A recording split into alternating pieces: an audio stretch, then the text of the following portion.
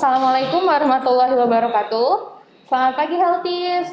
Apa kabar nih? Senang banget ya kita bisa berjumpa lagi di acara kesayangan kita Ask the Doctor Jilid 10. Nah, perkenalkan pada kesempatan kali ini saya Intan.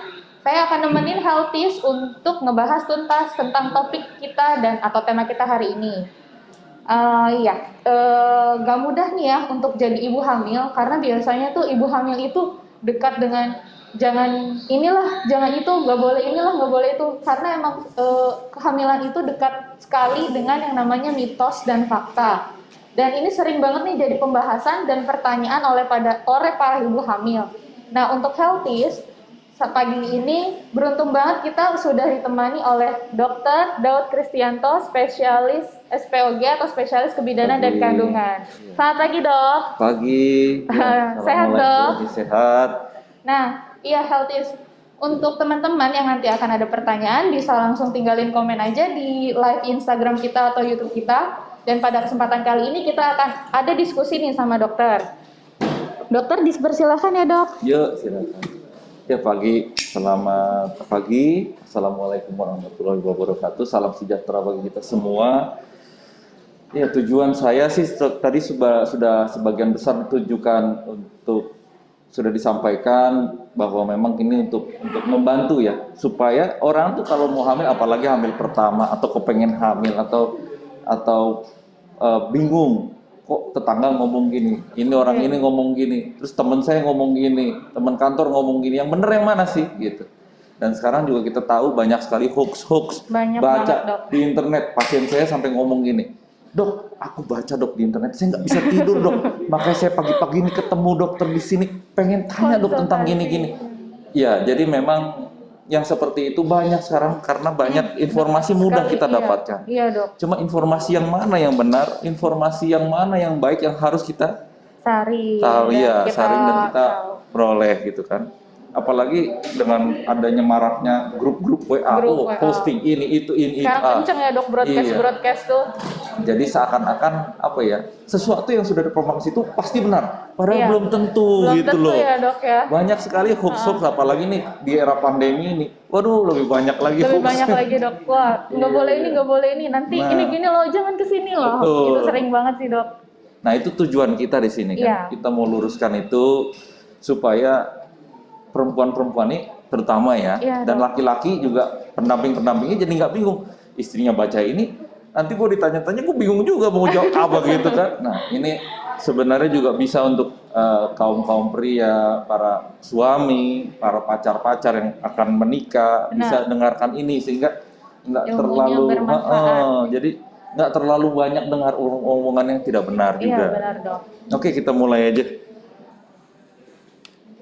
Apa sih ini udah dijelasin tadi ya, kurang lebihnya sudah kita tahu ya. Yuk next. Nah ini juga sudah kita bahas sedikit tadi. Yuk.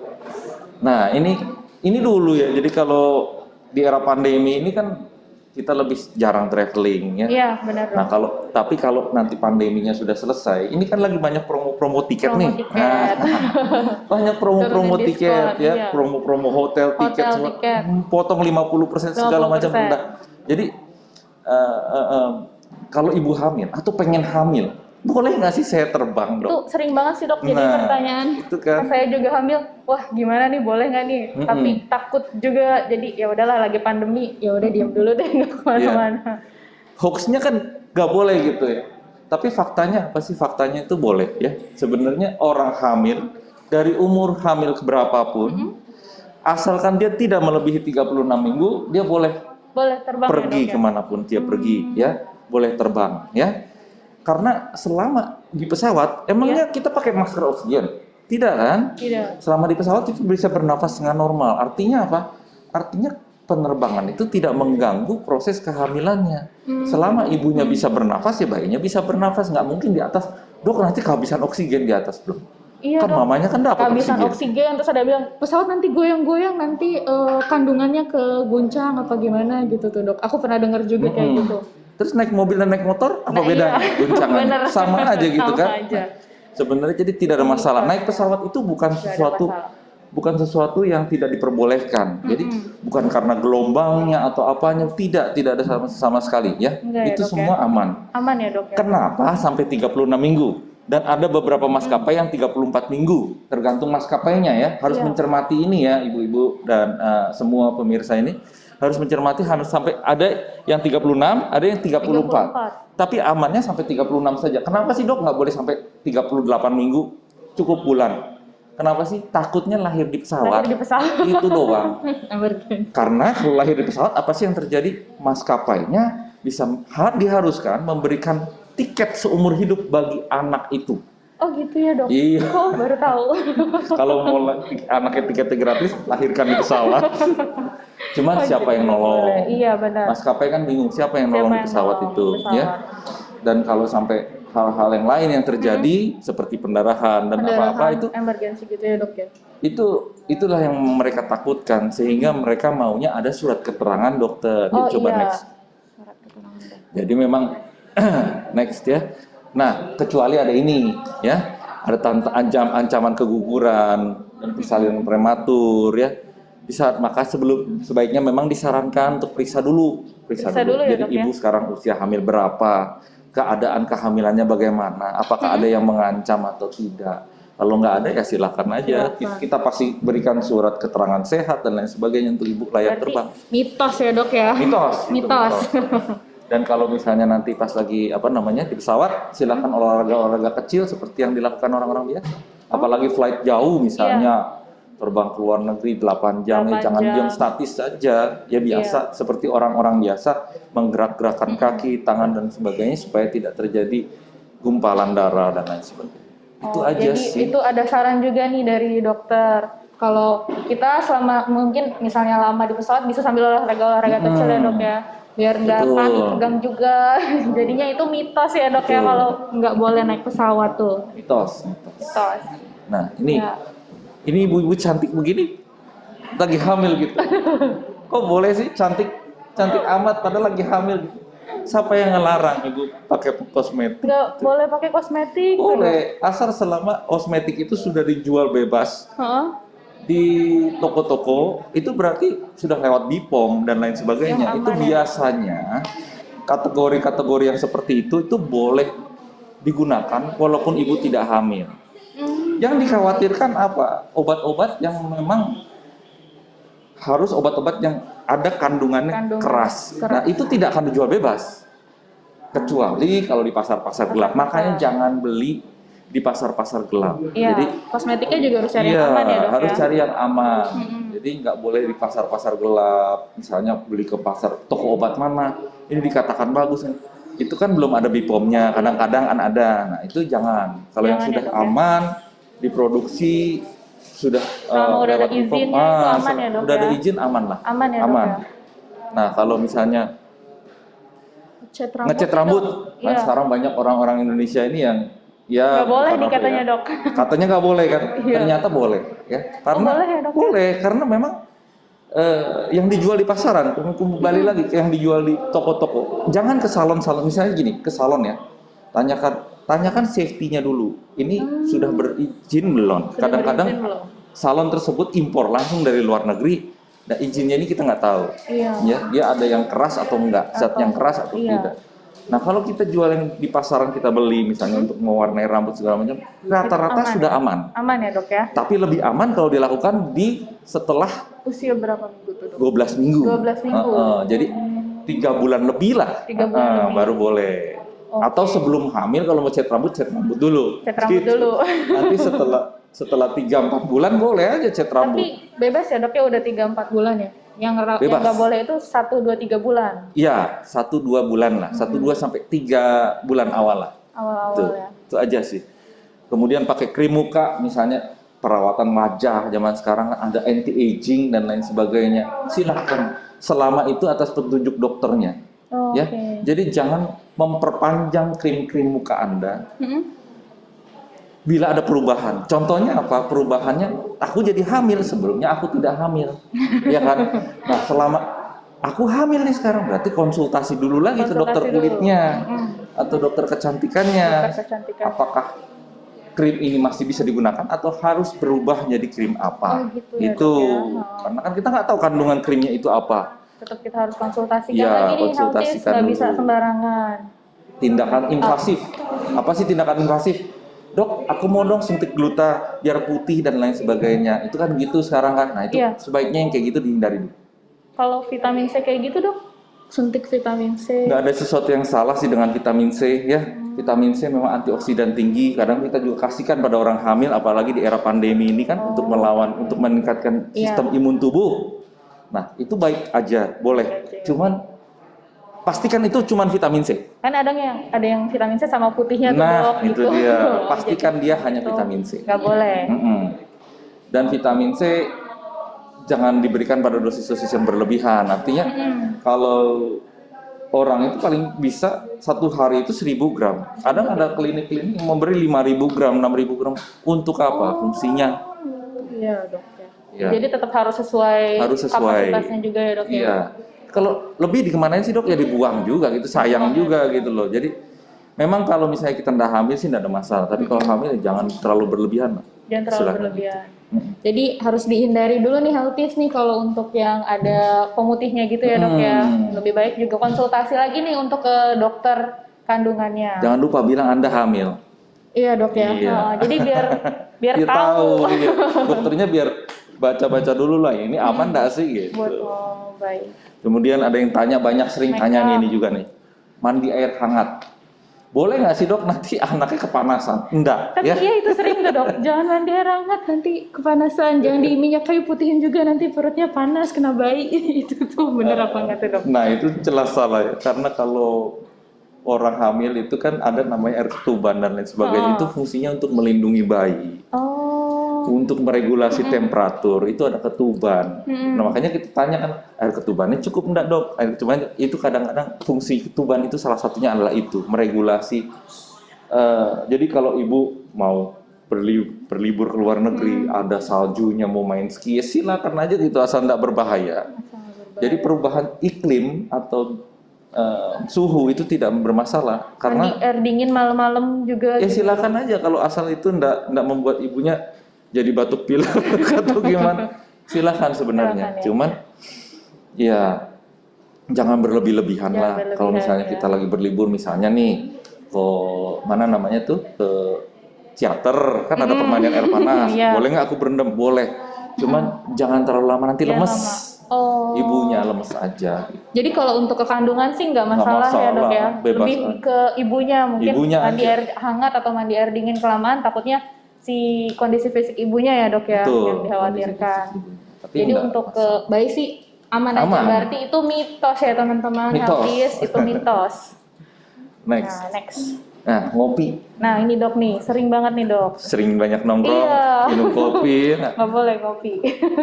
Nggak boleh ngopi, tapi akhirnya ternyata boleh ya ngopi. Ya? Jadi boleh ya, Dok? Boleh ngopi. Ya? Kenapa nggak boleh gitu? Ada yang bilang jangan ngopi nanti kekandungannya gini-gini gitu sih, Dok. Boleh, nggak apa-apa itu ya. Itu emang mitos ya, Mitos Dok, saja, tapi yang diperbolehkan ingat 200 mikrogram. 200 mikrogram itu apa sih? Satu cangkir espresso shot yang cangkir kopi itu 200. Itu satu hari, Dok? Satu hari ya? Satu hari. Jadi kalau sudah minum itu, contohnya Anda beli Starbucks, ya lagi nggak boleh sebut merek, Anda nongkrong di mana, kopi apa gitu ya. Anda beli satu minuman latte, latte itu biasanya sudah ada satu cangkir espresso ditambah susu. Jadi kok, Dok, emaknya segini, aku boleh minum nggak? Boleh, asal espressonya cuma satu gitu.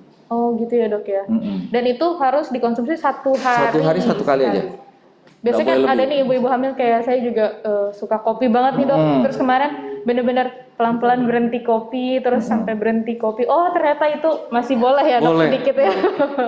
Sedikit-sedikit masih boleh. Saya sih jujur saya nggak ngopi, tapi untuk orang yang suka kopi silahkan tapi jangan diminum pada perut kosong. Karena kalau perut kosong sakit perut nanti. Iya benar, Dok. Berarti itu masih mitos teman-teman, tapi asal minumnya tetap dibatasi untuk ibu hamil. Nah. Kemudian minum air kelapa. Ini sering banget Ini sering tanya. banget juga dok, waktu saya hamil juga, kamu setiap hari harus minum air kelapa, situ beli di depan air kelapa, setiap hari benar-benar harus minum air kelapa tuh dok. Iya, supaya kulit bayinya Biar putih. anaknya bersih katanya gitu dok. Iya. Itu Bener nggak tuh dok? salah ya, jelas salah. Karena yang menentukan kulit anak adalah genetik orang tuanya. Nggak mungkin lah orang genetik Papua sana atau orang genetik dari orang Sunda yang relatif putih tiba-tiba punya anak dengan kulit yang hitam. Itu kan ya, nggak dok, mungkin. ya. Atau nggak mungkin orang Papua sana tiba-tiba menikah dengan sesama orang Papua, tiba-tiba putih orangnya tiba-tiba jadi putih anaknya, kan nggak mungkin. Itu mengikuti geografis dan genetik setempat. Genetik ya dok ya. Itu. Berarti ternyata selama ini minum air kelapa itu adalah mitos ya Mitos. dok ya. Tapi air kelapa sendiri bagus ya, dikonsumsi silakan aja, asal tidak berlebih-lebihan. Asal tidak berlebihan.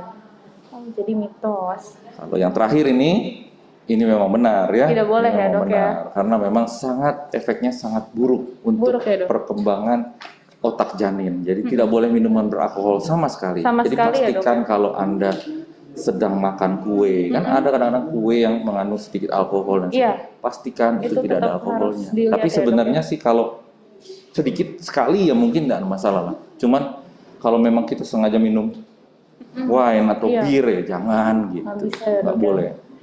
Jadi itu mitos yang untuk air kelapa. Terus kalau untuk minum memang tidak boleh dikonsumsi oleh ibu hamil ya dok ya? Iya, minum beralkohol ya. Alkohol. Iya, nggak boleh. Nah ini nih dok. Ini nih dok. Tapi nih. tadi nggak fair itu ya, tapi itunya masih kurus, tapi kelihatannya makannya banyak gitu. Nah itu dok. Gimana sih sebenarnya Gimana tuh, kalau porsi makan itu? Porsi makan itu kalau di kehamilan pertama, awal trimester yang seperti tadi saya ngomong 1, 2, 3 itu mual. Mual ya dok. Iya Dan mual. anak itu tidak perlu banyak nutrisi pada saat itu. Oh gitu ya dok? Nggak perlu. Nggak perlu. Jadi kehilangan berat badan pada awal kehamilan kadang-kadang kita masih dalam batas normal. Normal. Jadi tidak ada kewajiban untuk menambah porsi makan sebenarnya. Kalau saya dulu pas hamil sih 1, 2, 3 bulan tuh harus makan. Ini kan baru ngebentuk anaknya gitu tuh dok. Itu Dengar salah. kayak gitu tuh dok. Jadi makan yang banyak. Tapi mual juga tuh dok. Betul. Nah itu jadi kalau menurut saya ya Allah itu adil ya. Pada saat awal kita kehamilan itu sudah dipersiapkan sedemikian rupa nutrisinya oleh Allah sehingga tidak perlu ada makan berlebih-lebihan. Oh gitu ya? Tidak perlu. Nggak perlu. Untuk vitamin paling. Kalau vitamin tertentu misalnya asam folat itu aja hanya asam folat saja. Asam folat. Itu yang esensial untuk pembentukan awal janin. Oh gitu ya dok. Yang lainnya tuh bisa ditunda dulu pemberiannya. Kalsium segala macam. Kalau misalnya tablet kalsium itu cukup besar. Iya. Kalau diminum itu agak merangsang mual, kadang-kadang jangan. Iya dok. Terus tablet penambah darah. Tablet penambah darah itu rasanya metal, ada rasa besi. Sebaiknya dihindari dulu. Yang esensial memang hanya asam folat Asam folat saja. ya, dok, ya, yang Dan itu penting. tidak menimbulkan apa-apa. Iya, dan kalau misalnya ini sudah saya tampilkan juga pada pertengahan kehamilan, nah baru di sini kita Baru untuk mulai tambah porsi makan ya dok ya. Dan pada saat ini biasanya ibu-ibu itu sudah tidak merasakan mual lagi. Iya, udah enak makan nih dok. Betul, malah nambahnya cepet Balas biasanya. dendam kayak 1, 2, 3 bulan mabuk nih dok. Nah, terus akhir kehamilan juga ada penambahan Tambahan lagi, ya. Sebenarnya kalau tiap bulan tuh ada harus nambah kita Berat badannya? berat badan gitu, ada target gitu nggak sih dok? Nggak ada berat badan target tertentu sih, asal pokoknya konsultasikan dengan dokter. Selama kehamilan tuh kalau misalnya dengan berat badan ideal seperti Intan begini, ya penambahannya biasanya berapa gitu kilo ya, dok, ya? totalnya. Jadi boleh terbagi dalam beberapa bulan. Nggak usah dikejar target sebulan harus segini nggak usah. Oh, gitu ya dok ya? Saya senang makan. Mangga silakan kalau mau makan. Nih, Oke. dok. Makan ikan air tawar diperbolehkan ya, tergantung keadaan airnya.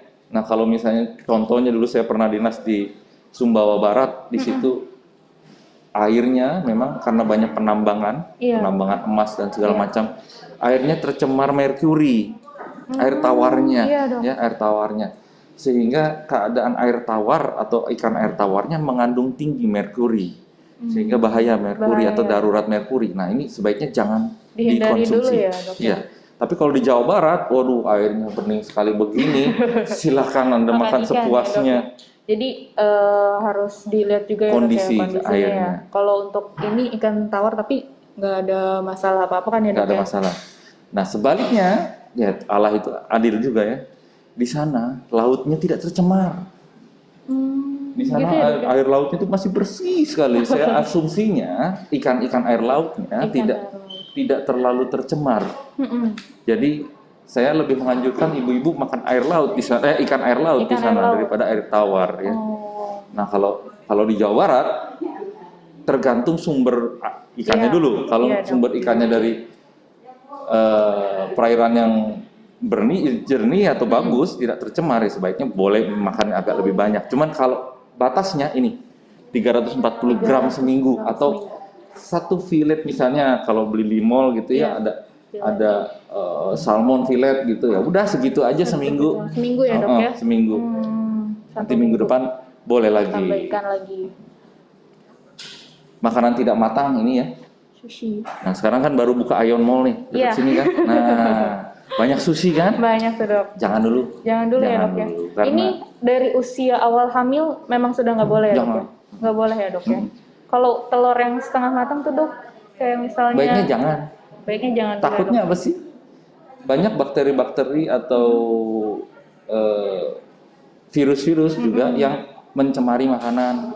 Gitu ya, Dok, Jadi ya? sebaiknya diolah dulu. Seperti kayak kita misalnya makan langsung misalnya salmonella tadi Iya. dari apa namanya dari telur yang kurang Telur. matang. Telur itu kebanyakan polusikan oleh bakteri salmonella. Nah, bakteri salmonella ini bisa menyebabkan kita beberapa penyakit. Contohnya buang air besar yang banyak dalam cair dan Iya, segala macam, mencret lah istilahnya Iya. gitu. Nah, itu bisa disebabkan salmonella. Oleh karena itu jangan Dulu ya, jangan Dok, ya? dulu kalau misalnya mau makan telur boleh mateng. Mateng tapi ya, Mateng. Dok, ya? Mau orang Jawa Barat kan sukanya apa namanya? Lalapan. Lalapan. Nah. Iya, tuh lalapan tuh Rebus dulu sebentar. direbus dulu ya, Dok, ya? Atau direndam dengan air hangat, air panas sebentar aja. Asal dia tidak langsung segar-segar gitu Benar-benar segar dimakan. gitu ya, Dok, ya? Jangan. Nih healthies berarti kalau untuk yang tidak matang lebih baik dihindari dulu oleh para ibu hamil. Betul. Untuk lalapan juga ya, Dok, ya? Setuju. Karena banyak efek yang kurang bagus ya, Dok. Nah, ada juga yang bertanya pada saya gini, Dok, bener nggak sih kalau selama saya makan apa gitu kebanyakan nanti anak saya jadi alergi terhadap makanan itu? Itu hoax. Enggak, Dok? Hoax. Oke. Jadi kalau misalnya lagi senang makan mangga nih, makan mangga banyak-banyak gitu pada saat hamil, nanti anaknya jadi alergi mangga? Ya enggak lah gitu. Enggak kan ya, Dok, ya? Enggak. Jadi kan ibu hamil biasanya aduh pengen makan ini nih, lagi ngidam pengen mangga gitu. Nanti anaknya nggak silakan suka aja. mangga, nggak apa-apa ya, Dok, Nggak ya? apa-apa. Berarti itu mitos ya, Dok, Mitos. ya? Mitos tuh. Jadi kalau keadaan memang ibunya alergi terhadap makanan, contohnya seafood ya, misalnya nggak bisa makan kerang, ya jangan pas lagi hamil tiba-tiba maksa diri makan kerang, ya pasti akan alergi juga ibunya ya, Dok. iya. Tapi anaknya kan belum tentu. Belum tentu ya, Dok, ya? Nah tapi ada keadaan khusus, ya ini PUPPP ya, atau alergi dalam kehamilan, itu bisa saja terjadi. Jadi di mana ibu ini selama tidak hamil, dia tidak alergi terhadap telur Satu misalnya. makanan gitu ya? Misalnya telur. Nah, tapi kok pas lagi hamil, kok habis setiap kali saya makan telur, kok gatel-gatel ya, Dok? Bisa. Oh, bisa jadi Bisa. ya, Dok, ya? Ya ini harus konsultasi kalau yang seperti itu. Konsultasi. Bisa. Tapi nanti setelah kehamilan biasanya hilang lagi. Gitu. Kalau saya terbalik, Dok. Sebelum hamil nggak suka ikan nih, Dok. Pas lagi hamil suka ikan gitu, Dok. Jadi harus doyan ikan. Ya jadi kan udah jadi jawabannya, boleh Iya. makan ikan. Boleh makan ikan. Boleh Nah, makan ikan. Tuh healthies, kita nambah ilmu lagi ya. Nih, Nah, Dok. apa ini? Oh ya, makanan pedas kadang-kadang suka ditanya. Iya nih, Dok. Ya, makanan pedas atau makanan yang asam ya. Contohnya apa sih? Nanas. Nanas. Ya. Kadangnya kalau hamil muda makan nanas keguguran. Guguran itu, Dok. Kedua, apa sih? Makan pedas. Nggak boleh makan pedas nih. Kalau makan pedas nanti keguguran gitu. Faktanya gimana sih? Faktanya itu tidak ada hubungan antara makanan ini, seperti tadi saya bilang, antara makanan yang dimakan ibu dengan keguguran dan Ya, keguguran itu tadi atau pendarahan, penyebab pendarahan. Karena asal dalam batas normal ya, jangan makan nanas satu satu truk, Satu ya truk. jangan ya Kalau seperti masih itulah. sewajarnya, Ya, asal oke ya, Dok, ya. sewajarnya aja. Misalnya makan nanas satu potong, ya silakan aja, itu boleh. Oh gitu ya, Dok, Asal ya. tidak Masih dalam batas wajar. tidak menyebabkan ibunya diare. Hmm. Jadi kalau makan pedas juga jangan terlalu pedas supaya tidak diare. Kalau diare ya memang bisa merangsang kontraksi. Oh gitu Nah kalau dong. merangsang kontraksi ya anaknya keluar nanti Oh. sebelum waktunya. Jadi Berarti bisa, tetap harus ibunya yang tahu juga nih ya iya, batas-batas pedasnya gimana. asal rasa aja lah. Kalau misalnya nih Sedikit. lagi makan mangga muda, asem banget, ya udah satu itu aja, jangan ditambah lagi. Nanti kalau mencret-mencret, saya juga yang nanganin repot. Nah, ini harus balik lagi dari ibunya ya, Moms ya. Nah, oke nih, Dok. Iya. Nah, ini nih, Dok. Sering ditanyain juga nih, Dok. Olahraga ya, Olahraga. olahraga itu sebenarnya memang sebaiknya harus dilakukan. Dilakukan ya, Dok Iya, ya? jadi kalau kita tidak berolahraga justru memang tidak sehat gitu ya. Jadi keadaan yang sekarang ini, pandemi ini, kita sering di rumah segala macam, itu tidak sehat. Senam hamil juga kita tidak adakan dulu sementara karena Iya. menimbulkan kerumunan. Iya, benar, Dok. Nah itu memang harus dihindari dulu. Caranya gimana sih, Dok, jadinya supaya saya tetap berolahraga? Gampang, kalau ibu bisa nonton saya di sini. Ibu berarti bisa buka YouTube, ibu bisa lihat senam Di YouTube hamil. banyak ya, Nah, Dok ya. Olahraga di rumah. iya betul. Olahraga di rumah pakai dumbbell yang kecil-kecil, janganlah yang barbel 15 kilo diangkat gitu ya, jangan. Tetap ada itu ya, Dok Ada ya, limitasinya. batasannya juga. Coba kita next dulu. Nah, memang sebetulnya memang bagus ya, dan dapat memperbaiki postur. Posturnya tuh seperti postur gimana sih, Dok? Posturnya untuk Ibu jadi hamil. kadang-kadang kalau ibu hamil, komplainnya paling banyak apa? Sakit pinggang, Nah. Dok. Biasanya gitu. Dengan olahraga senam hamil itu bisa teratasi Teratasi ya, sebenarnya. Dok ya. Itu usia berapa sih, Dok, biasanya kalau Biasanya untuk sudah olahraga? perutnya, dari awal boleh Dari awal olahraga, sudah boleh ya, Dok ya? asal tidak ada tanda-tanda keguguran dan kelahiran prematur, Oh, boleh kita lakukan. Cuman ya disesuaikan dengan keadaan. Keadaan ya, Dok ya. Ntar lu balik lagi. Oh, ya. Nah, olahraga juga dapat mempersiapkan diri Anda dalam persalinan. Jadi, selama Anda mengikuti senam-senam hamil yang ada di internet, di YouTube, itu memang mempersiapkan otot-otot kehamilan untuk posisi Anda untuk melahirkan secara Melahirkan ya, normal. Dok ya. Iya, biasanya ada senam untuk melahirkan Iya. juga untuk bantu melahirkan ya, Dok ya. Juga diajari teknik-teknik pernapasan dan lain sebagainya. Itu ikuti saja, itu baik. saja ya. Oke, kita next. Tapi hindari olahraga berat dan ekstrim. Iya. Seperti apa? Aku mau naik Gunung Rinjani, Dok. Aku mau naik Gunung Salak, jangan dulu. Sakit perut tuh. Kalau tiba-tiba ibu tergelincir, siapa mau tolong coba? Ya. Iya, benar, Dok. Tiba-tiba kalau kontraksi, siapa mau tolong di tengah hutan begitu? Ya, jangan. Kemudian, Riwayat nah keguguran kalau misalnya berulang. dari ancaman keguguran, riwayat keguguran berulang, sebaiknya dihindari. Oh, oke. Kalau keadaan-keadaan tertentu lah, atau misalnya terjadi pendarahan, stop dulu, Stop dulu ya. langsung konsultasi dengan dokter. Berarti tetap harus dipilih-pilih lagi ya, Moms ya, untuk senam atau olahraganya juga tetap harus yang dalam batasnya ya, Dok Iya, ya. Bisa lihat di YouTube banyak ya, Dok. banyak. Ya. Kalau bisa lihat saya, bisa lihat di YouTube. Nah, ini, Dok. Oke, nah ini dia peliharaan. Nah, sering Ya. nih, Dok. Banyak orang sekarang dog lover, cat lover, ya gimana sih atau bird lover segala Iya. macam. Gimana sih sebenarnya? Boleh nggak sih? Sebenarnya merekanya tidak bersalah. Hewan-hewan lucu ini tidak mempunyai kesalahan apapun. Jadi yang salah kadang-kadang siapa sih? Bakteri yang kadang-kadang dibawa oleh dia. Dibawa oleh Oleh hewan karena ya, itu Dok. pastikan hewan peliharaan Anda bersih. ya, Dok. Kalau kucing ya bersihkan, kalau anjing ya bersihkan, kalau burung ya tetap jaga kebersihan kandangnya, gitu. Dan yang sekarang ini banyak sering ditanya, apa sih kucing dengan toksoplasma? Iya, Kenapa itu, sih Dok. kucing dengan toksoplasma? Kenapa enggak hewan lain?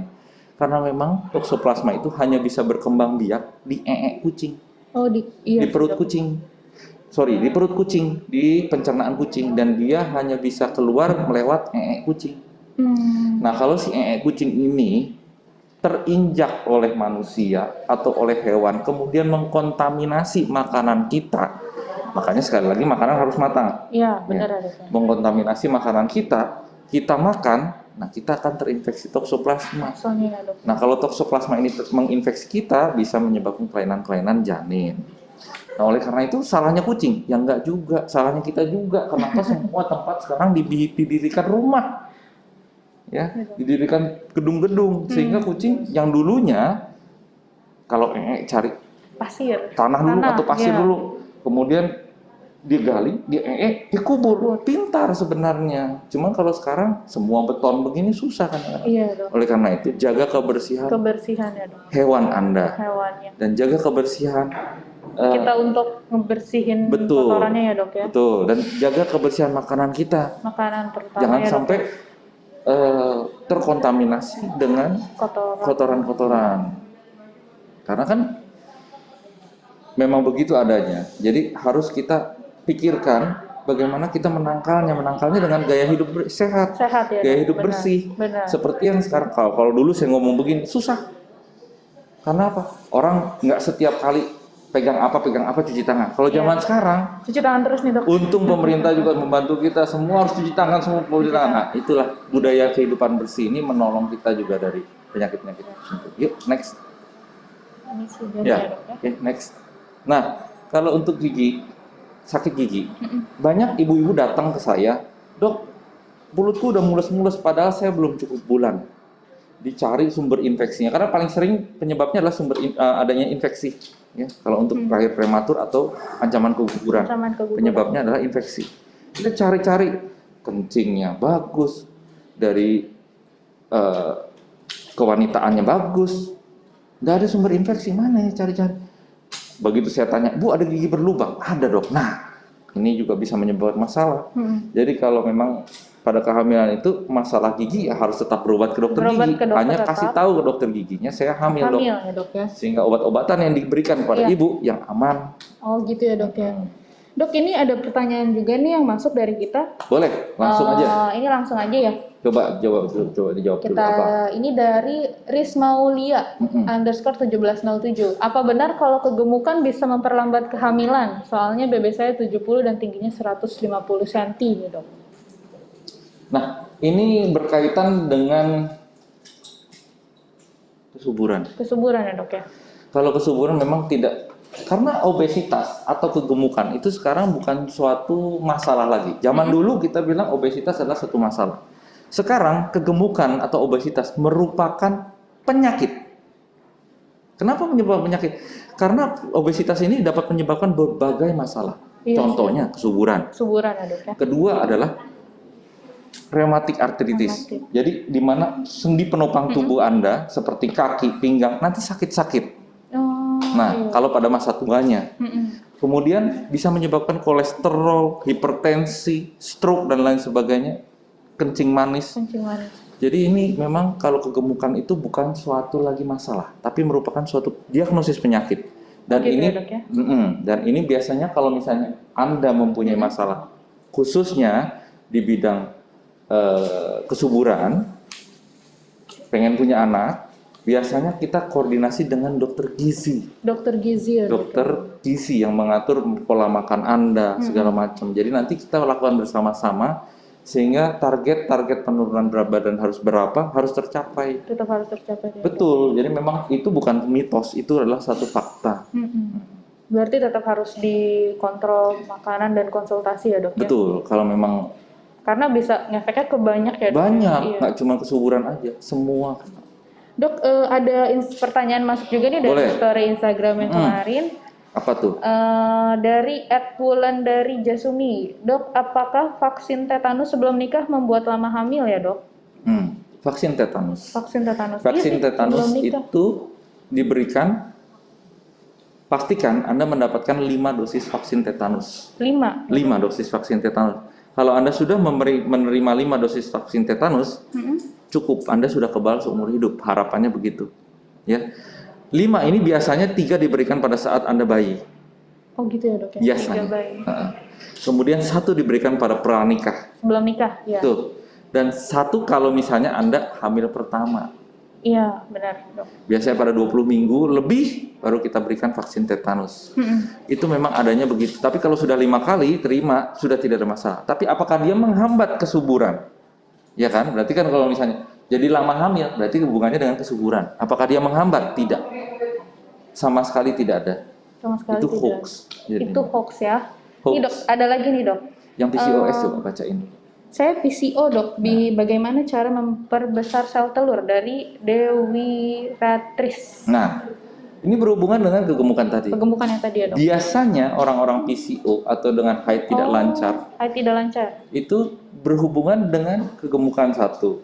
Kedua, ya haidnya tidak setiap bulan. Iya, tidak teratur ya, Dok. Kemudian berjerawat atau timbulnya bulu-bulu di dalam timbulnya bulu-bulu berlebih di area-area yang tidak seharusnya. Contohnya pada wanita itu tidak seharusnya berbulu di dada, di punggung, dan bulu-bulunya tidak setebal pria harusnya. Nah, kalau ini terjadi memang harus ditangani dulu hormonalnya. Hormonalnya ya, Dok ya. Hormonalnya harus ditangani dulu, dan untuk memperbesar telur memang ada beberapa obat alternatif yang bisa kita pakai mulai dari pil sampai injeksi.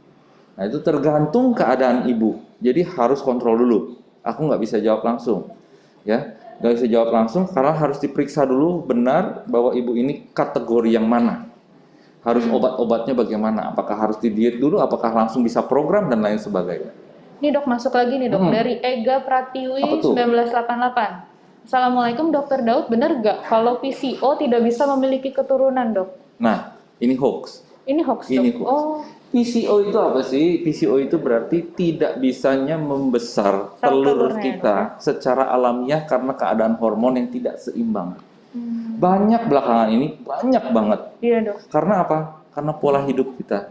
Pola hidup ya, Dok. Pola hidup, pola makan kita yang tidak benar. Banyak makan sehari 3 kali, tapi cuman di belakang komputer. Nggak Cuman olahraga. kerjaannya cuman main HP.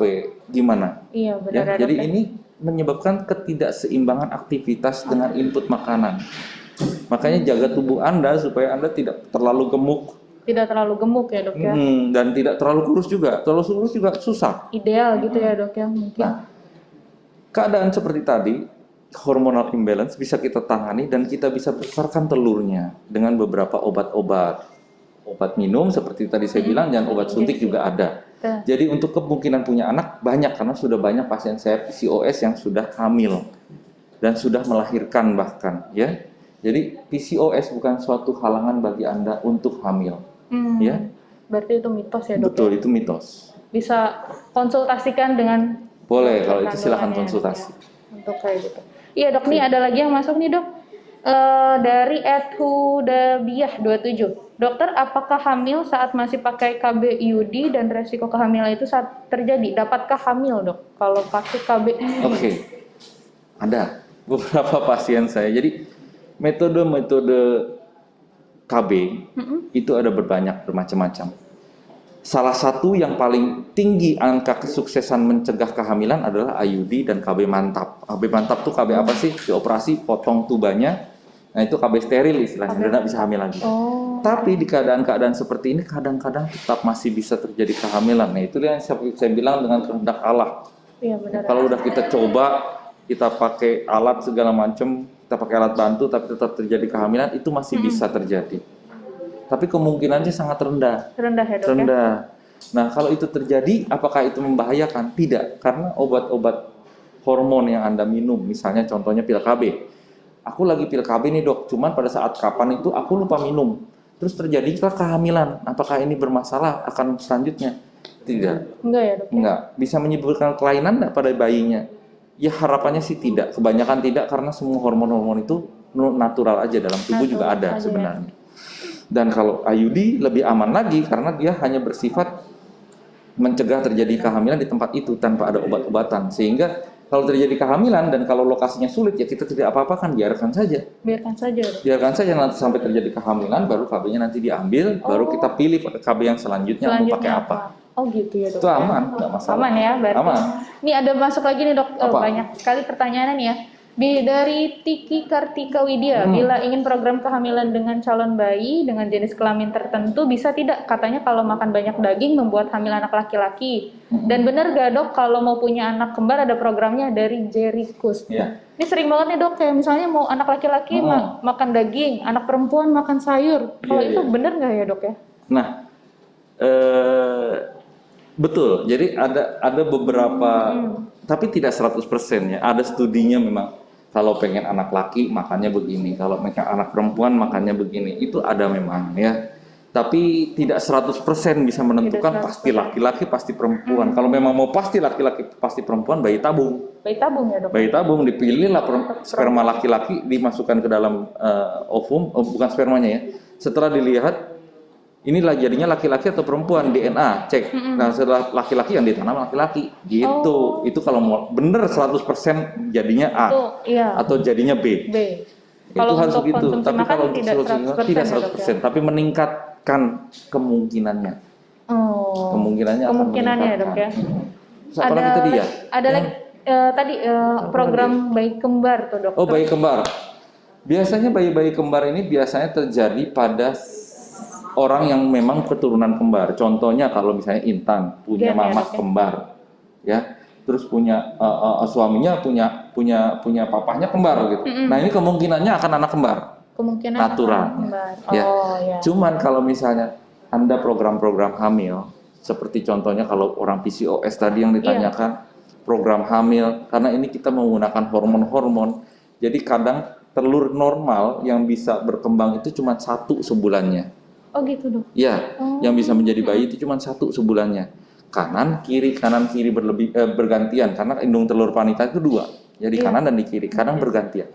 Tapi kalau kita menggunakan hormon-hormon untuk membantu meningkatkan kesuburan, biasanya yang telur yang matang itu bisa 2 atau lebih. Oh, gitu nah ya, ini yang bisa menyebabkan program hamil anak kembar. Tapi ya kembali lagi tidak 100%. Tidak 100% ya dok ya. Kecuali bayi tabung dimasukin bayinya berapa ya udah itu jadi gitu. Itu yang lebih akurat ya dok. Betul. Ya. Dokter nih ada yang masuk lagi. Bagaimana cara mengatasi mual muntah sampai susah makan? Dan saya dari riwayat mah dari Itsecha 3754. Nah, kalau riwayat mah kembali lagi pada usia hamil yang berapa? Hamil ya dok ya. Kalau usia hamil awal biasanya memang muntah. Memang mual muntah terus tuh dok. Ibu hitung dari hari pertama hari terakhir. Kalau ibu di usia 8 sampai 10 minggu sampai 12 minggu biasanya itu puncaknya. Oh gitu dok, puncaknya ya. Puncak meningkat di 8, peaknya 10, kemudian di 12 minggu sudah mulai menurun dan hilang sama sekali itu 16 minggu. Oh gitu dok, sampai 16 minggu baru kira-kira begitu. Kadang-kadang ada yang 14 minggu, ada yang 16 minggu, tapi paling lama 16 minggu. 16 minggu. Cuma kalau ibu-ibu dengan riwayat mah memang akan memperberat mahnya. Oh gitu, jadi dok. Gimana caranya mengatasinya? Mengatasinya ya dengan obat-obat anti mual. Anti mual ya dok ya diberikan. Betul. Sama nggak boleh kosong kali ya dok perutnya. Nah itu dia. Jadi kita makanannya itu harus sering, tapi tidak terlalu banyak porsinya. Misalnya makan sesendok udah nggak lapar ya udah makan sesendok aja asal ada masuk terus. Yang penting sering tapi nggak terlalu banyak ya dok. Sering ya. Betul. Saya juga dulu kayak gitu berapa kali jadi 6 kali tuh makan tuh dok 1, 2, 3, 4, 5, 6 tapi sedikit. Karena kalau kita paksakan makan banyak lambung yang terlalu membesar dengan cepat itu juga bisa merangsang mualnya kembali. Merangsang mual ya dok. Betul dan pencernaan orang hamil itu lebih lambat. Oh gitu ya dok. Lebih lambat karena pengaruh hormon. Ya, dok, betul. Ya? Oh. Lebih lambat ya. Oleh karena itu ya memang harus pelan-pelan makannya. Pelan-pelan makannya. Kemudian coba minum air jahe. Air jahe dok. Air jahe kadang-kadang bisa menolong menghilangkan rasa mualnya. Ini dok ada pertanyaan juga nih dok. Konsumsi habatus saudah dan rebusan herbal saat hamil boleh dok? Apa tuh? Mungkin kalau herbal kayak air jahe tadi kali ya dok? Boleh aja kalau air jahe. Air jahe boleh ya dok ya. Asal jangan yang aneh-aneh lah. Iya ya dok. Misalnya jamu apa sebaiknya jamu tuh jangan ya dok ya. Jamu sebenarnya nggak apa-apa kalau yang sudah ada BPOM-nya. Gitu ya dok. Kalau yang lewat gitu dok. Kita kan nggak tahu ya Nggak tahu isinya ya, apa Dok? ya. Iya. Kita kan nggak tahu isinya apa, dia Jadi bikin lebih apa. baik dihindarin dulu ya, Dok. Nah, banyak juga, mohon maaf, banyak juga pedagang-pedagang jamu yang mencampurkan obat-obat kimia seperti obat-obatan yang kita jual di apotek, digerus dimasukkan ke dalam jamunya. Nah, inilah yang Yang jadinya membahayakan lebih enak, mungkin ya, Dok. Dok. Ya karena isinya ada steroidnya. Gimana gitu, nggak Dok? enak? Iya, Oh, bisa ya, Dok, ya dimasukin? bisa. Jadi gerus aja sama dia dimasukin. Karena aku nggak tahu juga. Iya, benar Jadi sih, lebih Dok. aman kalau yang sudah ada berlabel BPOM. Iya, benar ya, Dok. Tetap harus hati-hati juga nih para moms dan healthy ya, Dok ya. Dan hati-hati, banyak sekarang produk palsu ya. Iya, Produk benar, Dok. palsu, misalnya dia pasang nomor BPOM, Anda cek dulu nomor BPOM-nya ini terregister di BPOM-nya atas nama obat ini enggak. Iya, benar. Kadang dia ambil saja, dia palsukan, dimasukin Sekarang banyak banget ke ya, kotaknya dia gitu. Kalau sudah muncul segala macam, bukannya saya menyebutkan apa ya, air mancur segala macam, itu bukan saya ini, karena mereka memang terregistrasi. Terregistrasi. Kalau yang lain janganlah. Lebih baik dihindari dulu ya, Dok ya. Jangan dulu. Dokter nih ada yang masuk lagi nih, Dok. Dok, apa benar kalau ibu hamil suka ngelilit handuk di leher nanti bayinya kelilit tali pusar lehernya? Ini sering nih, Dok. Ini udah Mandi pasti jangan hoax, ya. jangan naruh handuk gini ya kalau mandi, nanti anaknya kelilit tali pusar. Enggak, itu hoax saja itu. Mitos berarti ya, Dok ya. Mitos. Nggak ada hubungannya kan ya, Dok ya? Tergantung gerakan anak kalau lilitan, dan lilitan itu tidak merupakan indikasi untuk dioperasi. Oh gitu, Dok. Ingat ya, itu bukan indikasi untuk operasi. Lilitan tali pusat bukan indikasi operasi, kecuali keadaan tertentu. Lilitan itu menyebabkan kegawatan janin. Nah, itu baru indikasi operasi. Baru indikasi operasi. Iya, jadi bukan indikasi operasi ya. Kadang-kadang banyak saya lihat nih, saya dioperasi, Dok, karena lilitan. Mungkin bukan karena lilitannya, tapi lilitan itu yang terjadi sehingga anak tercekik pada saat dia mau turun ke dalam, ke bawah. Nah, ini yang menyebabkan gawat janin. Oh gitu, Dok. Nah, kalau memang itu terjadi ya harus operasi. Tuh, tapi bukan, oh ibu baru di USG, oh ibu ini lilitan, lalu ibu harus operasi. Itu nggak mungkin dokternya bilang seperti itu, karena memang bukan indikasi. Bukan indikasi. Bukan. Dan bukan gara-gara ngelilitin bukan handuk ya, itu mitos ya, itu teman-teman. Mitos. Tergantung gerakan anaknya. Jadi kalau anaknya lagi gerak-gerak bisa kelilit sendiri. Ini dokter ada yang masuk dari Facebook atas nama Lela. Apa benar jika ibu hamil makan makanan pedas rambut anaknya sedikit nih? Karena aku udah ngomong tadi. Itu mitos. Itu hoax ya, jelas hoax ya. Jadi asal nggak bikin ibunya mencret nggak apa-apa, silakan aja makan aja. Ya. Ini dok, haruskah ibu hamil minum obat penguat kandungan, Dok? Tergantung kandungannya. Tergantung kandungannya ya, Dok. Kalau orang yang dengan ancaman keguguran atau riwayat keguguran berulang, atau ada pendarahan, pasti dokternya akan memberikan penguat kandungan. Yang isinya juga hormon, dan itu aman. Aman ya, Dok. Aman. Berarti lebih baik dikonsultasikan juga. Konsultasi dulu. Ada lagi nih, Dok. Dok, kalau belum menikah tapi punya kista, apakah setelah menikah bisa hamil? Dari Ednada Sofian. Ya. Kista harus didiagnosa benar bahwa itu benar-benar kista. Benar-benar kista. Kadang-kadang kista itu adalah sel telur yang membesar yang belum mau pecah. Itu. Kan sel telur itu bulat seperti gini. Kecil lah, lebih kecil ya. Dia membesar. Nah, kadang-kadang saat membesar kita lakukan USG. Oh, ada kistanya gitu. 3-4 cm gitu. Tapi bulan berikutnya, oh kistanya hilang sendiri. Nah, itu bukan kista yang menetap. Oh, bisa. Artinya itu kista telur. Telur aja yang memang belum pecah pada saatnya. Bisa kita observasi dulu. Kalau misalnya pada pemeriksaan selanjutnya kistanya sudah tidak ada, ya aman. Tapi kalau memang benar ada kista, nah bisa hamil atau enggak? Ya tergantung kistanya dulu. Kista jenisnya macam-macam. Kalau kista yang membuat ibu sulit hamil, ya saran saya diangkat dulu kistanya saja. Oh gitu, Dok. Bisa diangkat kistanya saja dengan pembedahan. Di sini kan laparoskopi. Kita bisa lakukan dengan laparoskopi. Bukanya tidak banyak, maksudnya tidak dibuka kayak operasi besar gitu, cuma dimasukkan jarum kemudian kita angkat kistanya, itu bisa. Atau dengan obat-obatan, kita coba dulu dengan obat. Kalau misalnya tidak, kalau tergantung ukurannya juga ya. Kalau ukurannya besar, ya tentunya kita angkat dulu. Tapi kalau ukurannya kecil, boleh kita lihat dulu perkembangannya bagaimana. Tapi untuk menyebabkan sulit punya anak, kadang iya, kadang enggak juga. Kadang ada pasien saya yang sudah hamil walaupun dia punya kista. Datang ke saya, "Dok, aku hamil." Pas saya USG, loh, ibu ada kista sebelumnya kehamilan, iya. Ukurannya sih lumayan besar, 4-5 cm gitu. Terus begitu dilihat sampai akhir kehamilan pun tetap ada. Nah, itu adalah kista, benar-benar kista. Tapi ada juga kista yang kista yang disebabkan dari cangkang telur. Nah, di cangkang telur ini memang cangkang telur ini mempertahankan janin. Jadi kista-kista jenis ini akan hilang sendiri kalau ibu sudah melewati usia hamil tertentu. Kadang-kadang begitu. Jadi lebih baik Konsultasi lah kalau dulu ya, kista Dok, ya. mah. Dokter, ada lagi yang masuk dari Wildans. Dok, makan durian buat ibu hamil boleh nggak? Ini pasti Apalagi kalau bagi-bagi. boleh. Boleh. Boleh. Boleh ya, Dok, ya. Cuma durian itu tinggi, gulanya tinggi. Gulanya tinggi ya, Dok, ya. tinggi. Jadi Tetap harus dalam batas ya, Dok, ya. tertentu lah. Tapi aman untuk ibu hamil. Jangan takut-takutin durianmu buat saya aja. Kamu kan hamil, nggak boleh makan durian. Mending buat saya aja, buat dokternya. Nah, harus buat orang lain. Gitu ya, Dok, ya. Iya, Berarti masih aman nih, teman. Aman. Dokter, ada yang masuk lagi nih, Dok. Dokter, usia berapa minggu yang baik untuk USG 4 dimensi dan apakah bahaya untuk kandungan jika keseringan USG? Nih, Dok, nih biasanya Sering USG. Ya. gimana tuh, Dok? Kalau kehamilan sebenarnya sering-sering USG. USG itu ada batas amannya. Mesin USG itu bisa disetting. Powernya berapa dan segala macam. Tentunya dokter Anda pasti sudah bisa menyeting alat itu. Sehingga kalau kita bilang USG itu aman. Dia tidak seperti ronsen atau CT scan yang menggunakan sinar X. Ya. Kalau USG itu menggunakan gelombang suara yang dipantulkan sehingga dia lebih aman, relatif aman. Jadi kalau sering-sering di USG, menurut saya ya aman. Asal ya, Dok, ya? digunakan di saat yang tepat dan menggunakannya dengan alat yang tepat dengan setting yang tepat. Jadi masih dalam aman ya, Dok, ya? Kalau berapa usia kandungan untuk 3 atau 4 dimensi?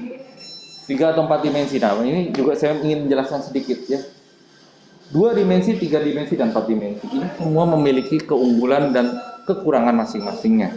2 dimensi sangat baik untuk mendiagnosa bayi ini ada kelainan atau tidak. Jadi kalau mau lihat bayinya normal atau enggak, bisa pakai 2 dimensi saja cukup. Tapi kalau pengen keren-kerenan, pengen foto bayinya dari mukanya, kelihatan mukanya, nah itu 3 dimensi. Tapi kalau pengen di video, ada videonya bayinya lagi gerak-gerak segala macam. Nah, itu 4 dimensi. 4 dimensi. Jadi hanya melihat keadaan fisik luarnya. Bisa juga sih membantu untuk melihat kelainan seperti adanya bibir sumbing dan lain-lain. Cuman itu juga bisa kita lakukan dengan 2 dimensi. Dan kalau 3 dan 4 dimensi sebaiknya dilakukan kapan sih, Dok? Kalau biar keren aku pengen pajang di IG-ku, anakku kayak gini sebelum lahir, ya sebaiknya dilakukan di usia tidak terlalu kecil dan tidak terlalu besar. Contohnya di 24 sampai 28 atau maksimal 32 minggu. 32. Itu yang terbaik. Oke. Jadi itu ya healthy ya di 32 minggu. Ya, ini sebelum 32 minggu ya. Sebelum 32 minggu. Ya ini mau bacain lagi nih dari Niapes. Dokter gak mau tanya apa-apa, cuma mau bilang sehat terus ya, Dok. Oh ya udah, makasih.